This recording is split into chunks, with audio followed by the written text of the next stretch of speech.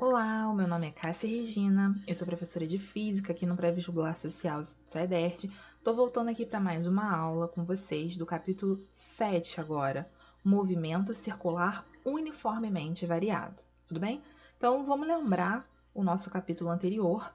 No anterior a gente estava falando sobre o movimento circular uniforme, a gente começou falando de uma trajetória curvilínea qualquer, então não necessariamente ela era uma circunferência, não necessariamente ela precisava ter raios idênticos nem velocidades idênticas.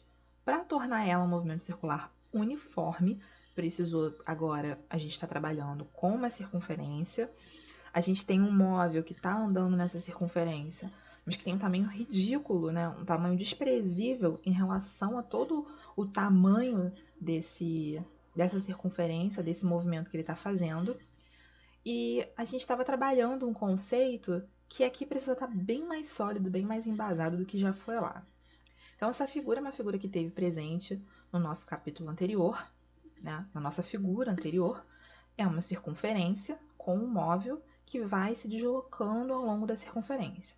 Nesse deslocamento, ele pode tanto percorrer, você pensar nessa linha, nesse arco que ele percorre, quanto você pode pensar no ângulo que ele percorre, né? No deslocamento angular realizado. E uma coisa precisava ficar muito clara: no movimento circular uniforme, a gente tinha como ponto principal que a velocidade desse móvel ele era sempre a mesma em módulo, em valor. Então, se era 10, era 10, 10 e 10. Se era 20, 20, 20 e 20. Mas a direção, ela se alterava. Se alterava porque a gente tinha a ação de uma aceleração centrípeta. Essa aceleração fazia o móvel que procuraria continuar aqui nesse movimento, seguindo a própria direção que já está estabelecida nesse momento. Então, ele andaria aqui em linha reta, mas ela vem e faz esse corpo andar em círculos, no movimento circular. E a gente pensa no seguinte: isso foi para uma velocidade constante. Se eu troco essa velocidade, se em algum momento ela se altera, então no primeiro instante eu tenho uma velocidade V1, perdão, no segundo uma velocidade V2 e pelo próprio vetor você já consegue observar que é uma velocidade maior. Temos aqui no instante T3 uma velocidade V3 que é maior que a V2, então claramente está assim sendo um movimento onde a velocidade vai crescendo ao longo do tempo. Por último, a velocidade de V4. Então, a gente tem aqui, esse percorrer, a velocidade aumentando, aumentando e aumentando. Então, isso já faz ele deixar de ser um movimento circular uniforme para um movimento circular variado. E aí, precisa ter algum tipo de alguém agindo que torne ele um movimento circular uniformemente variado. Ou seja, essa velocidade, ela tem que variar de forma uniforme. E aí a gente vai ter o seguinte: quem seria o responsável por fazer a velocidade variar? A gente continua tendo a ação da aceleração centrípeta, e aí a aceleração centrípeta modifica a direção, então ela continua agindo, ela vai agir o tempo todo, e a gente passa a ter também uma aceleração tangente. Então ela é responsável por fazer esse vetor V1 inicial aumentar de módulo aqui nesse segundo instante. Então, a aceleração tangencial vai alterar o valor dessa velocidade. Então, a gente tem duas acelerações. Uma que altera a direção, faz ele andar nesse movimento circular, que é a centrípeta, e outro que faz em cada instante a velocidade dele ficando cada vez maior ou cada vez menor. Também existe essa possibilidade, né? Em vez de ele estar acelerando, ele vai freando aos poucos. Isso é totalmente possível. No instante T3, temos ainda a ação da aceleração centrípeta, faz o movimento andar circular e a tangente aumentando o módulo até esse último instante T4. Olhando aqui para uma figura um pouco mais limpa, o que a gente teria? Aceleração tangente e centrípeta o tempo todo em cada um desses movimentos. Em cada um desses instantes. E aí uma coisa precisa ficar minimamente esclarecida. Para cada instante que você tem direções sempre diferentes para as duas acelerações. Então isso precisa ficar bem entendido. Uma dica que a gente tem é a aceleração centrípeta sempre aponta para o centro. Então sempre aponta para o centro da curvatura. Então, essas aqui em azul petróleo, que estão apontadas para o centro, são aquelas que modificam a direção, o que faz sentido. O móvel gostaria de andar assim, na direção tangente, e aí vem a aceleração centrípeta e traz ele para dentro aqui, vai dar um puxão para dentro, ele muda de direção. Então, esses aqui vão ser os responsáveis. E a aceleração tangente vai ser sempre tangente ao movimento, nunca vai apontar para dentro, vai sempre fazer 90 graus com essa direção. O que já deixa uma coisa muito clara: a aceleração centrípeta e a tangente, sempre a tangencial, sempre vão fazer 90 entre si. Então, dois vetores que têm 90 graus entre si, a gente vai fazer o quê? Usar o Teorema de Pitágoras. Então, lembrando aqui o Teorema de Pitágoras, a gente vai fechar aqui para fechar um retângulo, um quadrado, e vai traçar essa diagonal. Então, a gente precisa ter um triângulo, que a gente realmente tem dois aqui, então a gente pode usar, um triângulo retângulo. Então, nós temos dois triângulos retângulos, e esse retângulo foi garantido exatamente com essa questão. A gente tem aqui 90 graus, então tá aí a garantia do 90 graus. E a gente pode usar a hipotenusa, que é exatamente o lado oposto ao 90 graus. Então, aqui tem o 90 graus, esse é o lado oposto. E aí, Pitágoras. O quadrado da hipotenusa é igual à soma dos quadrados dos outros dois catetos. Cadê, se eu pensar nesse triângulo aqui? Este tamanho é igualzinho a esse. Então, se eu uso esse triângulo aqui de cima, a gente tem cateto, cateto, hipotenusa, ok? Como isso ia se apresentar dentro daquela figura que a gente tem?